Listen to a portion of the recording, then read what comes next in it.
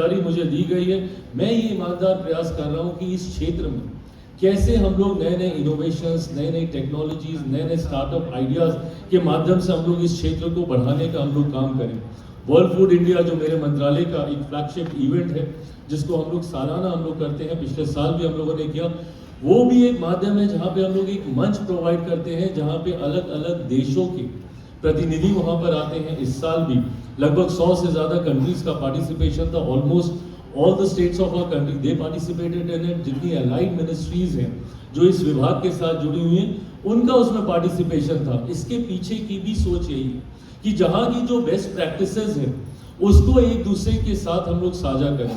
New ideas, new technologies, कैसे exchange of ideas, exchange of technology एक मंच पर आकर हम लोग कर सकें, उस सोच के साथ हम लोग वर्ल्ड फूड इंडिया को हम लोग आयोजित करते हैं। आने वाले दिनों में इसके रीजनल हम लोग सेगमेंट्स भी हम लोग निकालेंगे, जहाँ पे स्टेट्स का क्लस्टर बना के नॉर्थ, ईस्ट, वेस्ट, साउथ अलग अलग जोन्स में भी हम लोग वर्ल्ड फूड इंडिया को हम लोग आयोजित करने का काम करेंगे।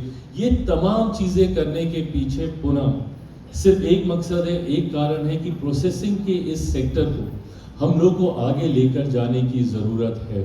इस क्षेत्र में अनंत संभावनाएं हैं और जो युवा साथी, जो छात्र इस क्षेत्र के साथ जुड़ना चाहते हैं, प्रसंस्करण प्रोसेसिंग के साथ जुड़ना चाहते हैं, हम लोग का कॉलेज निफ्टम, जहाँ पे हम लोग फूड प्रोसेसिंग से जुड़े हुए जितने वर्टिकल्स हैं उसकी हम लोग शिक्षा वहाँ पे देने का काम करते हैं। अभी तक मात्र 2 निफ्टम थे, एक कुंडली में था हरियाणा में, दूसरा तांजावुर में है तमिलनाडु में।